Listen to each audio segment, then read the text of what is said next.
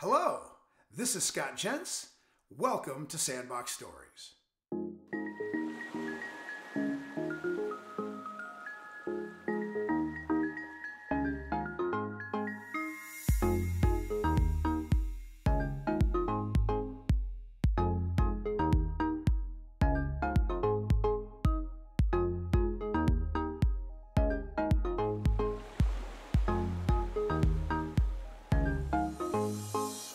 Hello, welcome to the Sandbox Story, where I have the opportunity to interview Mr. Dave Brown. Dave is yet another in a line of guests that aren't eye doctors, but instead has committed a sizable chunk of his career to roles that support ECPs. And today his role is President and CEO of IDOC. Dave, welcome to Sandbox Stories. Great to be here, Scott. Thanks for having me. This interview is going to cover a lot of topics. And I'm going to tease that we're going to even get into your role as an actor in a television commercial as a teenager. But first, let's talk about your path in the eye care industry. You started with J&J Vision Care in 2006. What were the highlights of your time there? Yeah, I was very fortunate after a somewhat lengthy career at J&J that started in 1990. So getting to Johnson & Johnson Vision Care, Vistakon at the time, was really exciting. And I think the first highlight was I was able to get around the globe and help launch some of the new innovations around the globe. So a lot of time in Japan, in Europe, in Taiwan. It really was a great experience, not just to see the world, but to see optometry in so many different places. So that was really exciting for about 3 years. And then they tapped me to run the US division in Canada. Came in 2009, an interesting year for those with long memories. A lot was going on back then, nothing like this past year, and ran that business for 4 years. And, through a lot of innovation, a lot of change, a lot of challenges, which will probably be a theme of our chat today, Scott. But, I was fortunate to work with some great people across my J&J career and learned a lot. And I loved the eye care space of all my stops, as most people do when they get into it. It's a tremendous industry. So in 2014, the founder of IDOC, Dr. Mark Fader, brought you into where you are now. Tell us about what your leadership role is like today. Yeah, it's been 7 years since then, which is amazing how time flies. But, it is really about the strategy in the future, right? You talk to a lot of leaders and a lot of folks who run tremendous organizations. And our job as leaders is to see that future, to envision it, to sort of bring to the forefront ideas. And then I guess the second piece is resource the organization correctly. Make sure that you've obviously got the right people, that you have the right culture in place, but then make sure that the resources are there so that the folks can execute and make that vision come to a reality. So it's fun, it's challenging. What I really love about IDOC is I'm able to sort of live way up here, and I'm able to get down in the weeds too, which, something at some of these larger corporations, which can be hard. So it kind of fulfills both sides of my desire to be up here thinking, long term, but also get in there and make things happen every day.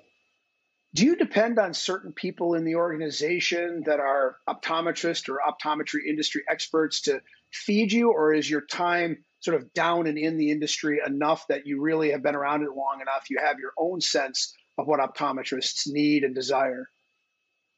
Yeah, I would say it's the former. I need to have a lot of voices in my ears of the optometrist. Now, having said that, I've been around it long enough now, but I still learn things every day. I come out of the contact lens business and still learning about labs and frames, and because it's so complex. And so what's really critical is, how do you get those voices? And we've been really doing a lot at IDOC, adding to our board, which I'm sure we'll talk about. We have what's called IDOC member directors who we meet with regularly. These are folks, sort of leaders in the field.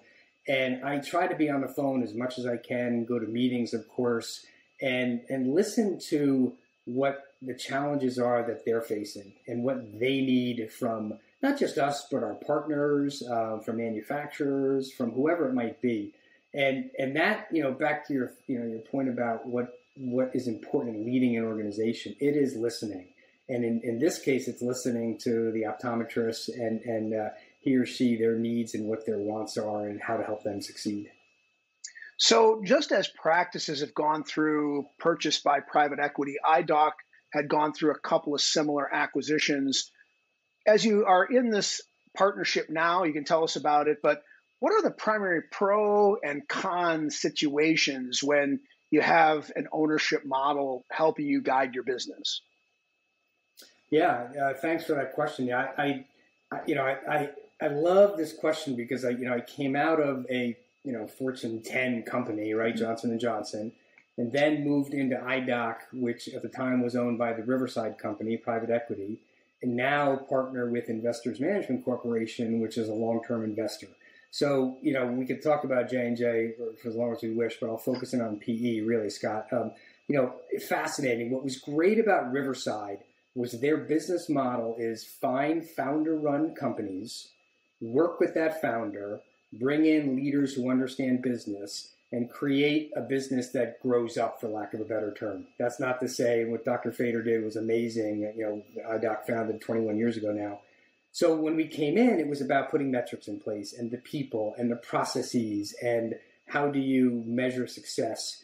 But it was mainly, I will call, short term. And I can say that because when I talk about Investors Management Corporation, they are long term. So what I mean by short term is there's a time horizon, right? There's a plan in place for how do you do as much as you can, as fast as you can, but you also don't have I'm thinking about doing this and it'll pay out in 5 years. You know what? We're not really interested in that. That'll be the next person's job to sort of do. So I learned a lot. I learned a lot moving from Johnson & Johnson to private equity, and there's some great people in private equity. They bring to the forefront, and I especially liked Riverside because they were investing in businesses to grow. That's what I've been attracted to all my career. I didn't want to go someplace where they were tearing it down or changing things dramatically. When Investors Management Corporation came in, it's a tremendous organization. They are a family investor. They're a long-term investor. They think 10, 20, 30. They literally think 50, 100 years out. You might say, well, how is that possible?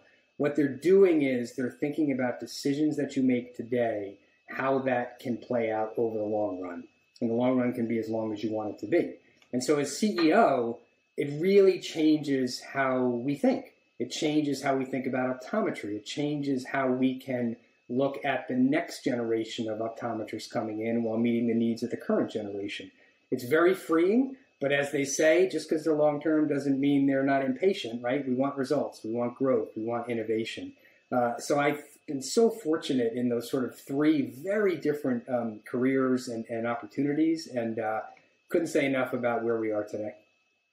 And as part of that idea of grow, even if it's a 10 or 30-year strategy, the idea is that in the end, your member's still the focus. I mean, particularly with a longer-term investor, they're going to get their benefit if the member benefits. Is that fair to say that's how IMC looks at it? Of course. They ask us all the time, do what's right for the member, right? And sort of the rest will follow. So, their businesses are similar. They have some franchisees. We're not, of course. But this idea of how can a core headquarters help individuals out running their business is sort of core to how they think and we think. And so every day, we're thinking about how an independent optometrist can succeed in a very competitive environment, can meet the new challenges, can bring on new technologies. I'm sure we'll chat about some of these things. And that's what's really critical, because at the end of the day, if our members do well, the products that they're using, the manufacturers do well, we attract more folks to IDOC. But as long as they're growing, and then we'll grow along with them.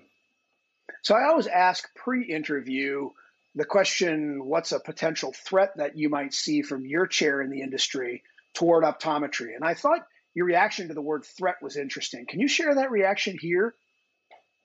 Yeah, sure. I find it to be an interesting word because I think there's a lot of competition, but I don't think there's a threat to optometry. Now, is there a threat to independent optometry? Is there a threat to, glasses are going to become AR, et cetera, augmented reality? Sure, but those are, I view them as opportunities, and I know that sounds cliche, but what I meant, Scott, and I appreciate this question, is a threat is like I make gas-powered engines right now, and everything's moving electric. Well, if I was a gas-powered engine maker, I'd be under threat. I better figure out how to do something else.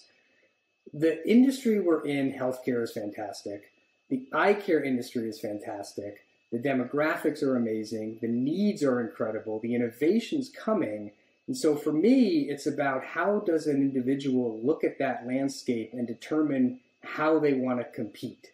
We're not threatened by people's eyes being fixed overnight. Everybody's getting presbyopia. Most people are going to get the glaucomas and the issues. So then when you hone in optometry, for sure the independent optometrist is under competitive pressures. I'll say it that way.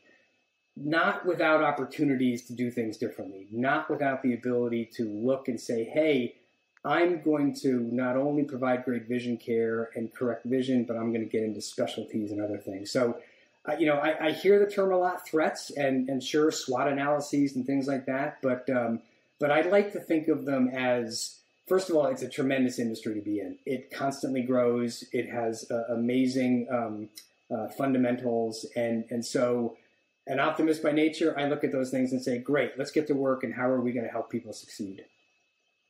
So how does IDOC use its board or its advisory group, I don't want to use the wrong term, identify these things that are risks and need to be addressed? And is there a contemporary example of something you think that IDOC's done a good job of guiding its members on of late? Sure. First starts, so at the board level, IDOC has a board of directors. I'm on it. My partner, Oliver Spandau, is on it. He's our CFO, executive vice president. Many people watching probably know Oliver. The IMC folks are on the board, and then we have 4 outside directors, if you will. One is a gentleman from McKesson who is highly strategic and in the acquisition space and understands that. Matt Yorty is his name. And then we've added 3 optometrists recently: Dr. Janelle Davison out of Atlanta, Dr. Ansel Johnson out of Chicago, and Dr. Katie Greiner out of Ohio. And we've had fantastic meetings so far with them. And so that's the first place where we would bring, hey, we're seeing this, like looking around the corner. What do you think?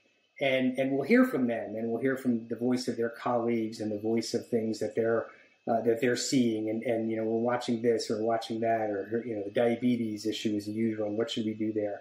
So that's step one, and we love those meetings.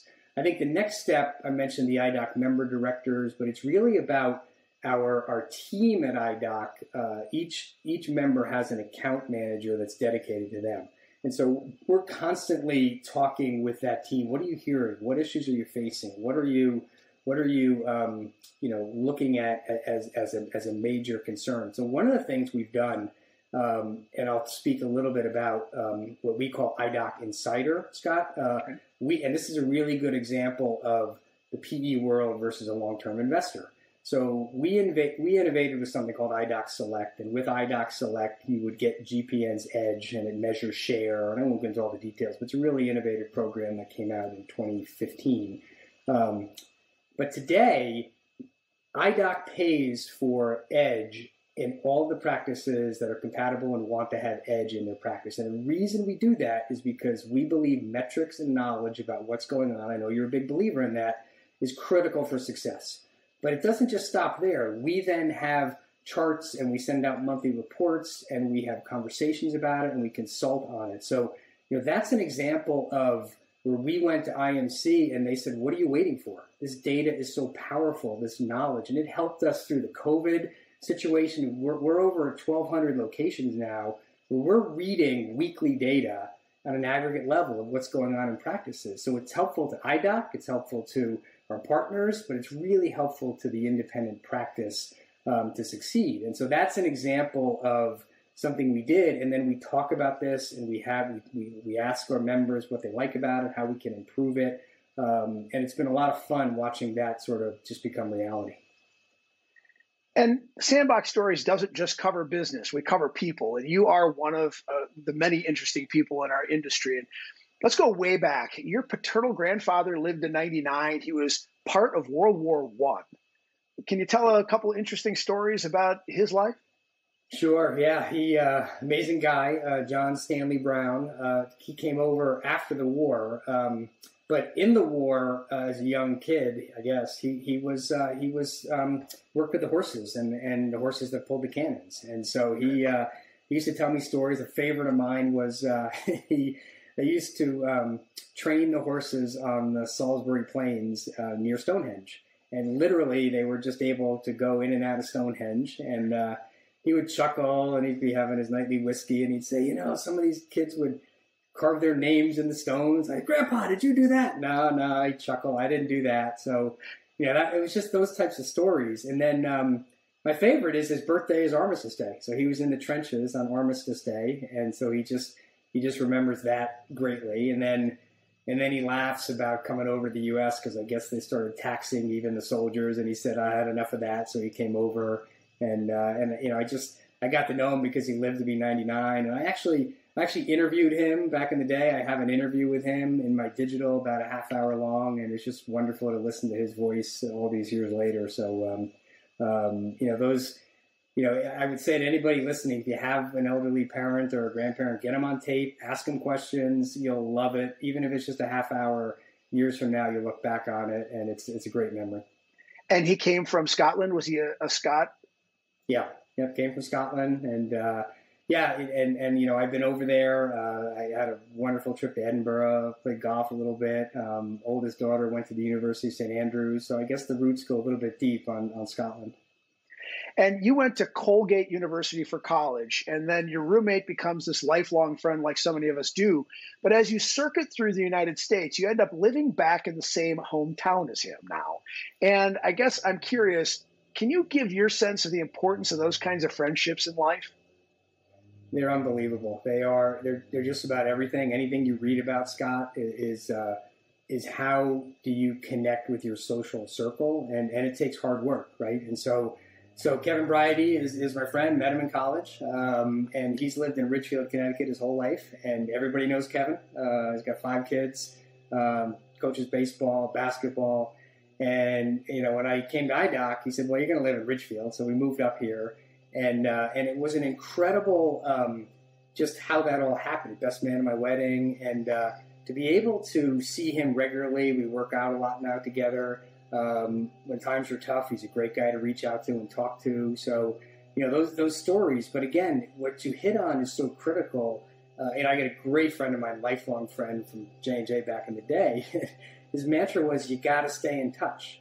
And that's so critical. We get so busy and we get so caught up in things that you got to work at it. But it's so meaningful to be able to have these friendships to be able to reach out to, and they help and feed us in so many ways. When you find folks like a Kevin, you stick to them. It's interesting. Because of Sandbox Stories and pushing out notifications on LinkedIn, my first year college roommate in the dorms and I, who had only been connected that way, have reconnected in the last couple months and plan to get together this summer. And it takes work. And I think that too many times, we're clearly all working on what's going on around us right now. We have some work friends, we have our neighborhood friends, but I'm really thrilled that Dan and I are going to be able to get together. And, that's the beauty of putting a little bit of effort in. I'm glad he made the effort to reach out to me. So I want to talk about your experiences working with the inventor of the Segway and some creations that you were a part of. Yeah, that was a really transformational time in my life. I was, I guess in my early 30s, and had the opportunity to work at Independence Technology in J&J. So Dean Kamen, the founder of DECA, created this balancing technology. J&J saw that and put it into a wheelchair. The wheelchair is called the iBot, and it does amazing things. Go upstairs. It actually balances a person at eye level on the 2 wheels. It's really amazing if you want. It's still out there. I think Toyota now is partnered with it. But what was amazing about that experience, Scott, was here I was, this kid, and had a lot of success in my life at that point, I guess. But I'd never really had any struggles or challenges per se. And here I was meeting people who fell off a ladder and suddenly was a wheelchair user. Or, this amazing Dr. Rory Cooper, amazing story, marathon runner, Olympic caliber, got hit by a bus in Germany, spoke German. The emergency folks came speaking in German, not thinking he knew, telling him how bad shape he was. He became a wheelchair user, a very highly decorated Olympiad, and now an engineer doing amazing things. And so you met these people and you learned from them how they met an incredible challenge. And so the resiliency of the human spirit, and it was amazing. I mean, I had so much fun, but I just grew up in that job and learned so much to be thankful and grateful, and realize that, back to the friendship thing, you take the little things in life far too granted, and none of these folks did, and they were so amazing in their achievements and how they took what happened to them and turned it into something amazing. So it was an incredible 5 years of my life. You seem to be a very calm person. You said you practice mindfulness. What should we as an audience know and value about that type of practice? Yeah, thank you. It's new. It's not something I've had to learn. So I've read a lot about it. I love to read. I read both fiction and nonfiction, but I'm really curious. And so when I stumbled across this, probably about 5 years ago now, I started into it like most people do, and got onto the Headspace app, but I've read a lot more about it. And I think the key is, first of all, it takes a lot of practice. You got to stay at it. But once you get at it, it's 10 to 15 minutes a day, and it just calms the mind. It helps sort of realize that, yes, we're under a lot of pressure. Yes, we're under a lot of challenges. And that's there for everybody. For me, it has helped me be very sort of level-headed about these things and just recognize that, okay, that happened. That's fascinating. Now, how are we going to get after it, and how are we going to try and fix it, or what are we going to do about it? But it's the 10% Happier is a really interesting book. Dan, I'm blanking on the gentleman's name, but he was an announcer for ABC News. That's a good one to start with if folks want to try to read something. There's another book called Happiness Advantage, which is really, really good. And the number one thing there is meditate. And so I think it helps, as you said, it helps calm the mind. It helps put things in perspective. Every morning I write down 3 things I'm grateful for, and that has happened much around the same time. Came to that a little bit late in life, but that is something else and it's just little stuff, right? I'm enjoying my cup of coffee, or look at the deer in the backyard, whatever it might be. So, I encourage people to look into it. Wellness and mindfulness is something that has been there my whole life. I just wish I had found mindfulness a little bit sooner. And in your work life, you're very proud of your organization's recent recognition as a great place to work. What makes it such? Oh, I appreciate you calling that out. Well, what makes it such is I think our first core value, which is people first always. And again, I credit Investors Management Corporation on this journey we went on. Simon Sinek, I'm sure you've talked about it on other meetings, and I know you're a proponent of it. The why, right? Start with why. And it was remarkable how fast our why at IDOC solidified when we started looking at how Simon Sinek sort of talks about it. And our why is we empower independent owners to live the practice of their dreams. Everybody at IDOC knows that. Everybody comes to work for that reason. And that's a really powerful higher order thing, right? So then when someone calls you up and says, hey, I want to thank you for helping me with that staff issue I had, or I want to thank you for hosting that webinar about that latest innovation. Those things matter. Those little things go such a long way. So we worked really hard starting with that why, and then went into our core values. This is hard work, Scott, right? Any organization that's looking to create a culture, and you've been at those in your career, once you find it, you never want to let go of it, but it's hard work. I think the other key is you've got to listen to your people, and you've got to act on their feedback. But you also have to give them the feeling that they can, in a trusted way, give you that feedback. That's really critical. And so that starts with leaders being vulnerable and me giving feedback about myself in front of people, or a mistake that I might have made or something. And it doesn't happen overnight. But that feedback then leads to, okay, so folks are struggling, an example right now, folks are struggling with how to give feedback peer-to-peer. So we're bringing in Erin O'Malley. If you know Erin O'Malley, she's spoken at one of our meetings. But we're bringing someone in to teach this very issue. How to use situation, behavior, impact, how to go about creating that environment. And so you listen, you act on it, you help train people. And then at the end of the day, you go out and you take these surveys and you cross your fingers that people think you're a great place to work. And so we recently did that, but it's been a 3 to 5 year journey, understanding what it is that drives people. And of course, COVID created an incredible set of challenges, how to navigate through that. And we're all still getting through that, but it's, I'm really proud of that. I appreciate you mentioning it. But we're already working on making sure we get it again next year. So it doesn't last forever. Well, and as the pandemic hit last year, your lease in your office went up. So you just decided we're going to work virtually. How is that factoring into your employees' feeling about being a great place to work? Yeah, it's been a remarkable story. So, IDOC started in Norwalk, Connecticut. All employees were there. Over time, we allowed employees, and you've worked in sort of that type of organization. So we have folks now all over the country. And we had a 6-year lease, whatever it was. Anyway, in May of this year, it was up. So we first made the decision, one of the first companies in Connecticut, we sent everybody home. It was early March. We were watching the COVID stuff. We said, go home. We're fortunate. We don't make anything. We don't have to have a manufacturing plant. We're not seeing patients, so it's a little bit easier for us. We had been using Zoom, so we kind of knew how to do that. And then we really worked hard throughout the past year on how to connect people. It's been hard, right? Especially, I don't have young kids at home. Parents, what they've been through, caring for elderly parents, it's been so hard. So we've tried to be very empathetic. We've tried to be very flexible. We put in flexible work in terms of time off for that very reason. But a couple of things we've done very tactically was, even back when I first started IDOC, we used to have a stand-up meeting every Monday morning. I just grabbed 11 people. Come on, we're going to stand up. We're going to talk about the week ahead. We had 2 stand-up meetings every week, 2 to 2:30. And we used that to speak about what's going on in the business. But we start with, we're going to start with shout-outs for our colleagues. Hey, I want to thank Scott. He really jumped in and helped with this member and solved the problem. And so that goes around the horn.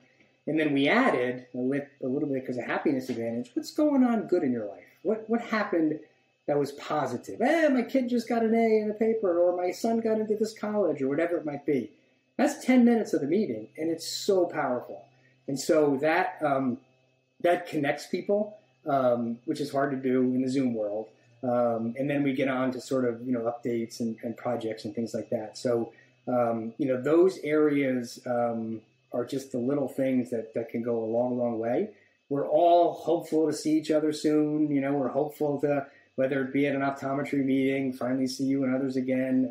We have a connection, our national meeting once a year, next February. So, we're all looking forward to getting back there, but and then we've tried, again, just to be flexible on giving people space and trying to manage meetings and stuff like that. It's been hard, but we're in it for the long run. We're remote for the long run now, and so we're talking to other companies. Ed Buffington's a mutual friend of ours. He's been a great resource in terms of how they do it. So we're going out and listening to how these other businesses do it, and it's fascinating to watch even these large organizations say, yeah, we're gonna stay flexible, and that office building is going to be a little bit empty, and the world's changed, Scott, and I don't think it's going back in the bottle, kind of what it used to be. So I'll tell you, when we started it in 2006, out of necessity, because we started Rev when I was in clinical practice, and my partner running writing the software is in Minneapolis, and we just looked at each other and said, we're going to live through Skype together, and we're going to do this. It was not exactly conventional, and I think it's just thrilling to see how, whether it's a hybrid workforce or a complete remote workforce like yours, can be productive and can be trusted, because I do believe that's the case. Now, our clinics that we serve, as you do in your organization, are all together, and you're demonstrating that leaders can drive culture. It actually has to be worked on, like we talked about a different topic earlier. What do you recommend to iClinic leaders from your experience of leadership that they do? I mean, is it as simple as start with a stand-up? That seems really like a great idea. Yeah, the simple things can go a long way. I think it's whether you overtly say people first always, or whether you act that way, at the end of the day, we're all sort of in a service world right now, right, in terms of the competition and how. And I think that's how independent optometry can set themselves apart. I think it's happened a lot, quite frankly, through COVID and how they've dealt with, it's funny, Scott, we have doctors who say, it's funny, I see less patients now, but I'm selling more, I'm having deeper conversations, and they never would have done that. They never would have narrowed their schedule, and yet that deep connection is working well. They'll find the balance someplace, right? So, right. But I think it's really about, there's plenty of places to learn out there how to do this, but it starts with the people. So stand-ups are great, listening to your people, having the ability to let them know that they're being heard, and even some of their recommendations are being put in place. Those things can go a long way, but it's hard, right? And you have to, you sort of said you have to believe in this and put the work in.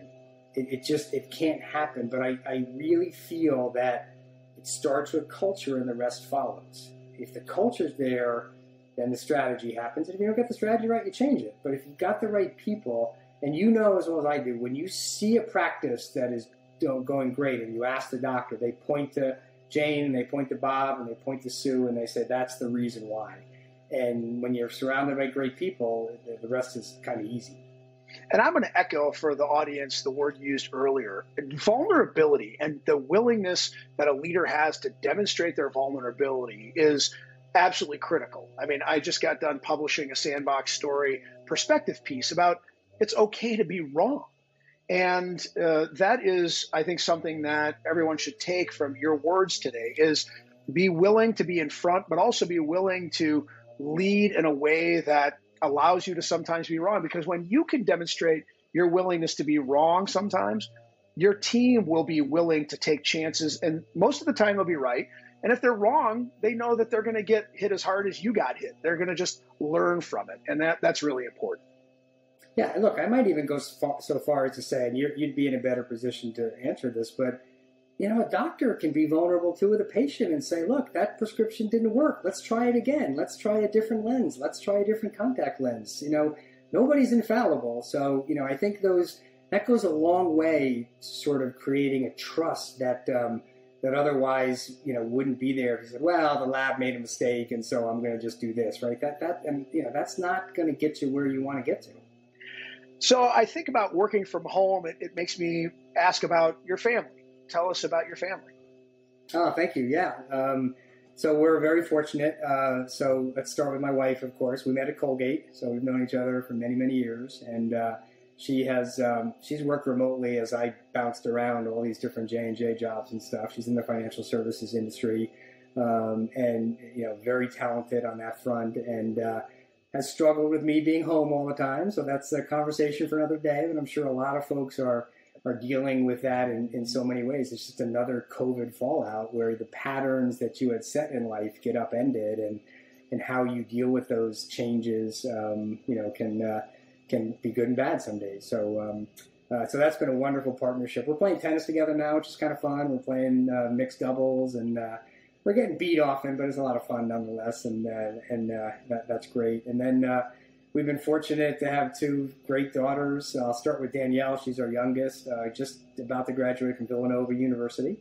And she has really taken to what I'll call social causes or justice. And so she's looking in that realm of how to sort of help in that regard. So it's very exciting for that. And then our oldest daughter, Allie, she's kind of the globetrotter. She went to USC. And she went and studied monkeys in South Africa, and she went to the University of St. Andrews, and now she's teaching gifted kids in Denver, and so she's loving that. The whole family's vaccinated as of today, so that's a topical thing to think about. So, and then the other one I'll just mention real fast is, we sent them both off to this wonderful camp in Colorado called Chile, Colorado camps many, many years ago, and they've probably been there now in total about 20 years. They're both going back as counselors this year, both as directors, and actually sit on a board that sends kids to camp to transform their lives, and it's called the John Lawson Cheeley Foundation. So it's been a passion of ours, and it's funny how you follow you put your kids in one direction, then you follow them in another direction, but it's been a lot of fun. I'm the middle of two brothers, very close with them, so I've been very fortunate on the family side. That's wonderful. Now we're going to talk about that acting gig as a teenager. So before we talk about it, before you tell us about it, let's get together and watch this 30-second clip. And to the viewers that can see this, watch number 13 in the blue jersey. Here we go.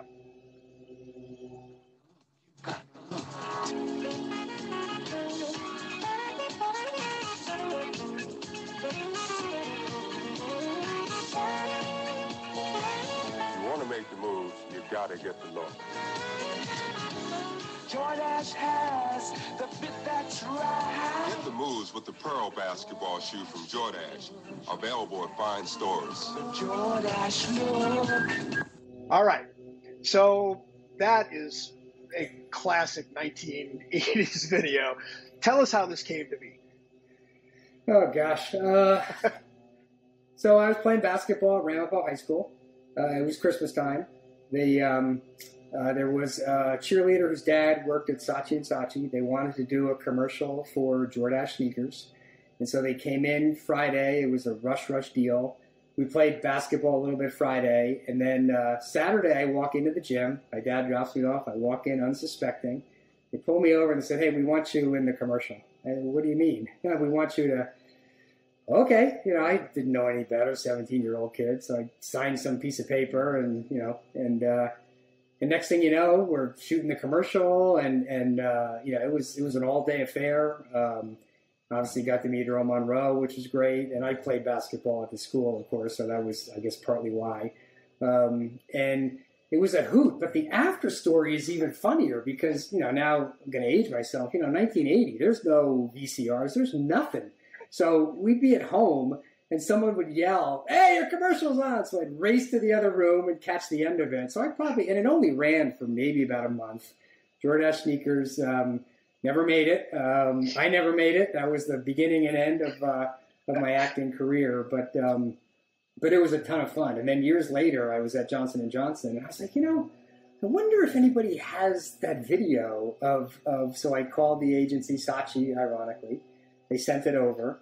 I used to show people. My wife Christine was like, "Why are you showing people that? You shouldn't be showing them that." And then eventually it showed up on YouTube, and I did not put it up on YouTube. So just for the record, but it's fun. It's one of those stories, Scott, and it just it's a hoot. And I'm just glad I made that lefty layup. One take. And for the viewers who don't know, Earl the Pearl Monroe was an absolute prototype basketball guard. He was an incredible legend. And, unfortunately, 40 years have passed since then. Sorry to say that. But you should go take a look at, if you have a chance, folks, any of the highlights of his career. He was an absolute gift to the professional game, which then was a lot more established and sort of considered than maybe the pro game is today. But I'd like to finish off with some comments about being the best humans we can be. You mentioned to me that you like to express signature strengths of character. Can you tell us what that means?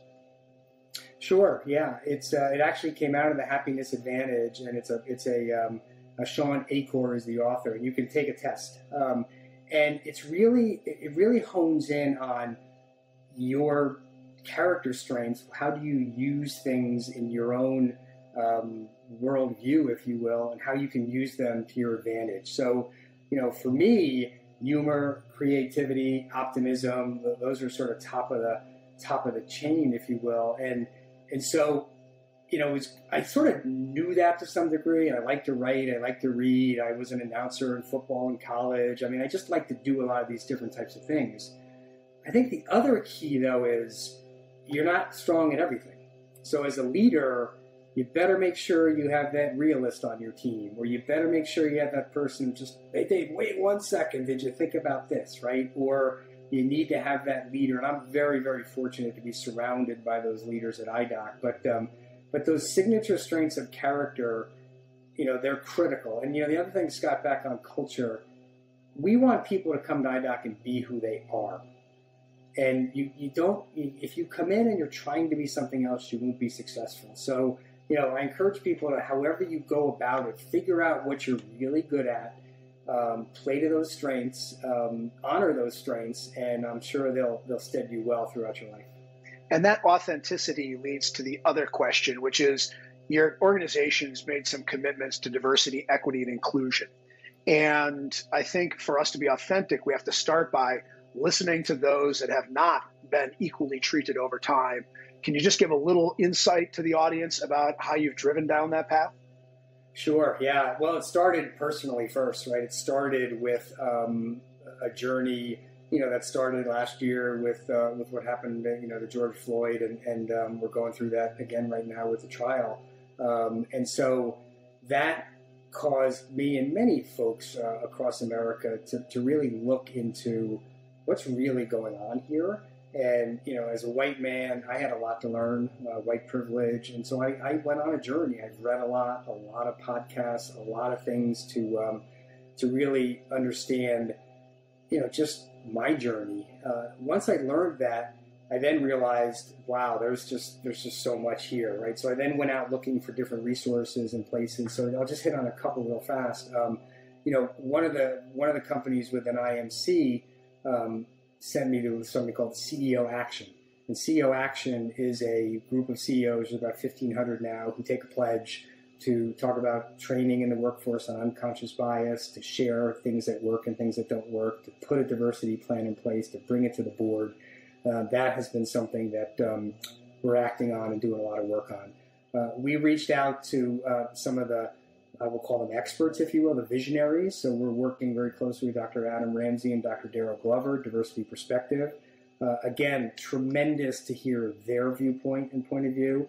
And the board members I mentioned before, Dr. Johnson, Dr. Davidson, Dr. Greiner, diverse in their own ways. And I just learned so much. It's been so heartening, but it also is just so challenging with how far we have to go, how far we have to go in optometry, how far we have to go at IDOC, how far I have to go. And so that also doesn't ever stop. That's also something to think long-term about because, and that's where consistent efforts year in and year out, day in and day out are going to make the difference. I hope IDOC can make a little bit of difference to that, but I would ask everybody in the industry who's watching this to go on your own journey, but how can we together make diversity, equity, inclusion something for everybody? And it's just too important to not take that effort. And I will quickly add that Dr. Adam Ramsey has been a guest on Sandbox Stories, and I urge everyone to go back and listen to the wonderful perspective that he shared. I know you're proud of IDOC. We're going to wrap up. You have a final thought about your organization that you want to share? Yeah, just to say, I love what we do. We empower independent owners to live the practice of their dreams.